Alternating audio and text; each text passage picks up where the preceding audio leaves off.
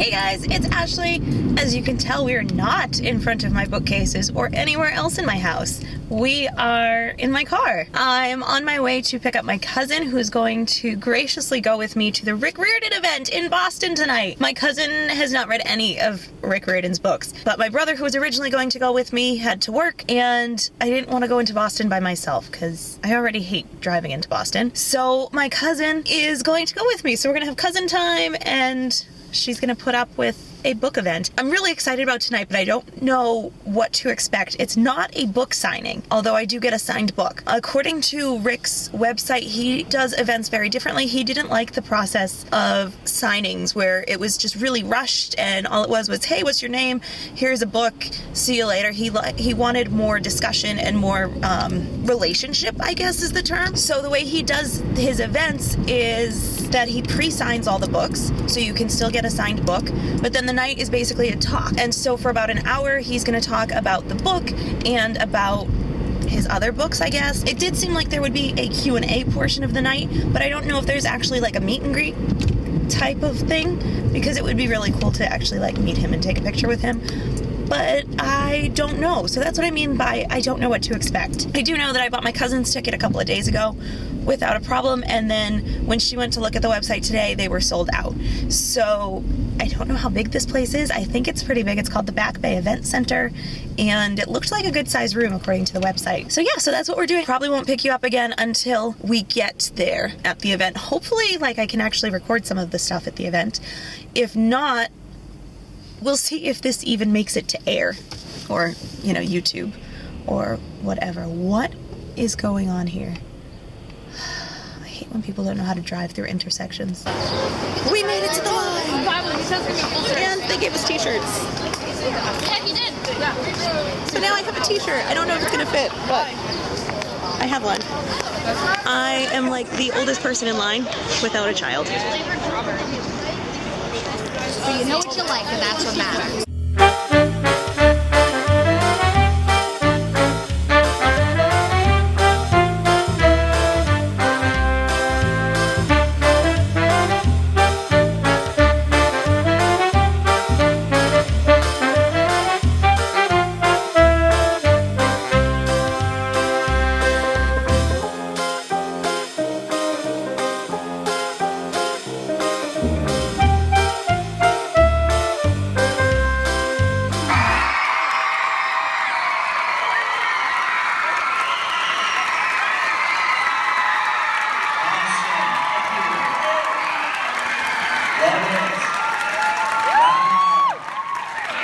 Wow, thank you guys.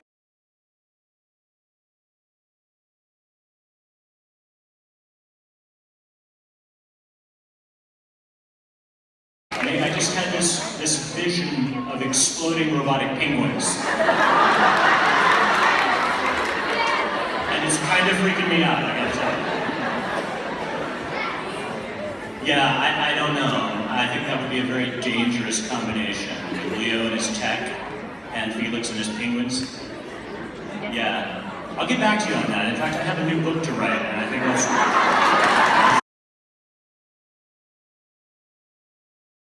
First of all, I mean, I don't write it myself. I have a lot of respect for people who can write nonfiction, because you have to get your facts straight, like really, really well. So do your research. Pick the topic you love. I don't know what it is. If it's science, figure out a topic in science. Find out everything you can, and then figure out, how can I write about this and make it really exciting? So somebody who doesn't like science as much as I do will decide that they love science. If you can figure out how to do that, you got it. So whatever it is you like, look for that thing and do it well. Just think about what you would do as the villain. What motivates you? I mean, it's not just because you're evil. I mean, that's good, but you know, there's gotta be something else. Something that makes you want to do what you want to do. Find out what that is.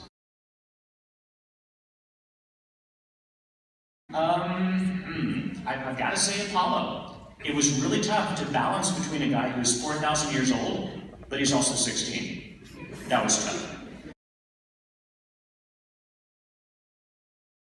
I don't know, Sandra, I don't play well with others, I'm going to tell you.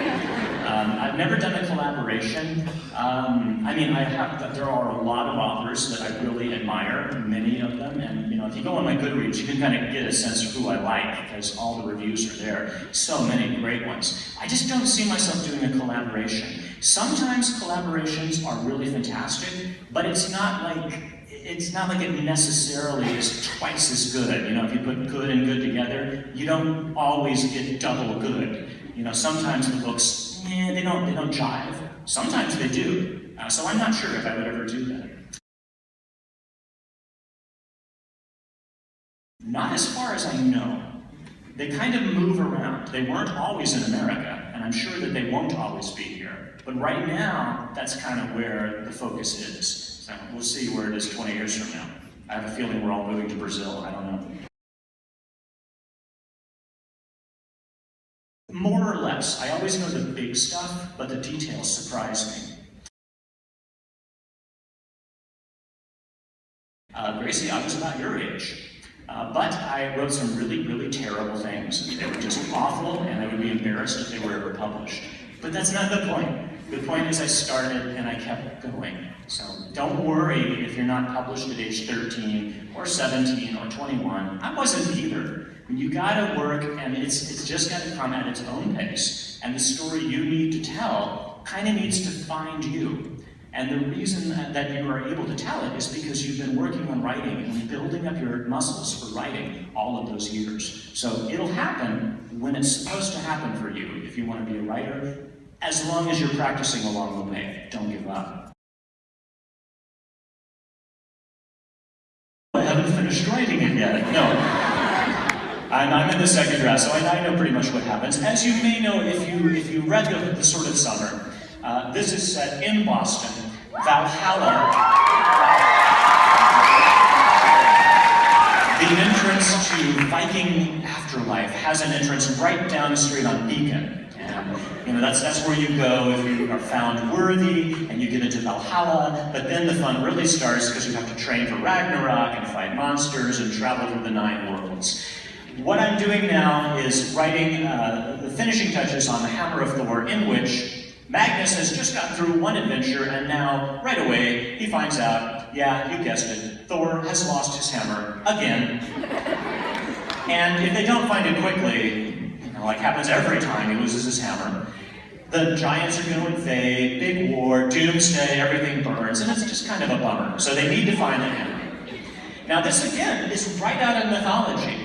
This happened twice in Norse mythology. I don't know, how does he lose Mjolnir? I really don't get that. It's like he just wakes up and it's on the nightstand or something? I'm not sure how that happens, but he does lose it a lot, it seems. And in this book, Magnus has to figure out how to get it back. What can you expect from this? Well, you'll see the people that you met in the first book. You'll see Blitzen and Hearthstone again. Hearthstone scarf, I see. Nicely done, yeah. Although I was just telling somebody backstage, in the next book he gets a different scarf, so you'll have to update your wardrobe. Sorry! But it's all good, right? You'll see Samira Alabas, our friendly Valkyrie from Manchester. Magnus, obviously, and all kinds of gods. You'll see Thor and Loki, obviously, but you'll also meet Heimdall, the guardian of the Rainbow Bridge, and Sif, the wife of Thor, and many other surprises in store for you. So, you'll also get to see how you can find the Rainbow Bridge in Boston, because obviously this is where it lands, right? So I won't tell you, but I think you'll approve if you're a Bostonian when you see where I put the Rainbow Bridge. So anyway, that's coming out in October. My plan, because I am crazy, is to write 2 books a year. I am going to have the Trials of Apollo series come out this time every year until the series is done. So 5 years. And then Magnus Chase will come out in the October sort of cycle. And right now I'm planning a trilogy for Magnus. I don't know if I'll do more Magnus, but I sure am loving the stories, so I'm not saying that that'll be totally the last Magnus. But that's the plan right now. So now I'm home from the Rick Riordan event. It was so fun. I'm a little upset that there was no like meet and greet. We didn't actually get to meet Rick or like say hi and thank you and take a picture with him or anything like that. But it was really cool. Much better than a signing where you're just kind of like in and out real quick. You don't get to have like a real conversation. He talked about this book. He read us the little chapter sample. He answered some questions from online. He answered some questions from the crowd. It was just a really fun night to hear from him about all these books and different things. He gave some advice on writing, and you would have already seen those things. It was really cool though. They gave us Camp Half-Blood shirts, and so like half the room was orange, which was fun to see. I learned that the Trials of Apollo and the Magnus Chase series are happening at the same time. In this first book of Trials of Apollo, we have Percy saying, oh, Annabeth's out of town. She had a family emergency in Boston, because the stories are happening at the same time, which I'm sure makes it a whole lot easier for Rick to actually like write two book series at the same time if they're at least happening concurrently, because I can only imagine writing two different series in two different time frames with the same people. Oh, he also mentioned that in the Trials of Apollo we're going to see all our friends from the Percy Jackson and the Heroes of Olympus series.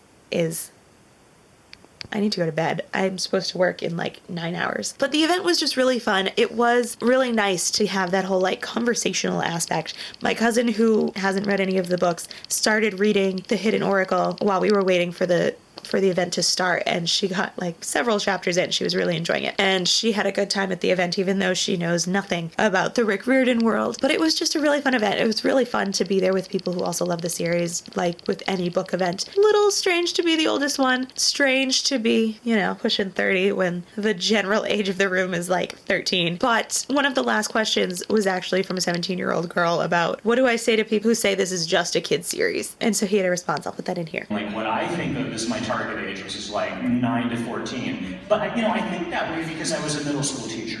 And so that's who I see in front of me when I write the books. But I mean, if you started reading The Lightning Thief when it first came out, that was 10 years ago. So I got readers that are, you know, they're adults and they got kids of their own, some of these people, and they're in college and they're in high school like you guys.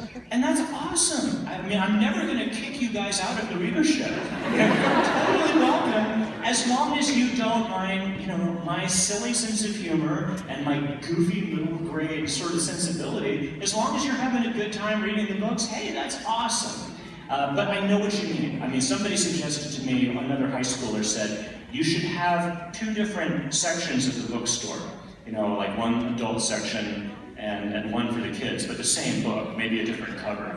Because they tell me these horror stories about they like sneak into, you know, whatever store, and they take like a brown paper bag and seriously, I'm here for a friend. So you just tell them that Rick said, hey, it's cool. You can be any age you want to. It's totally fine. I never progressed past age 12 anyway, so.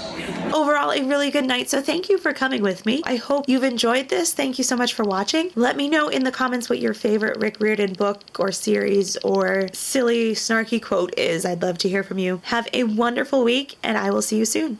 Bye.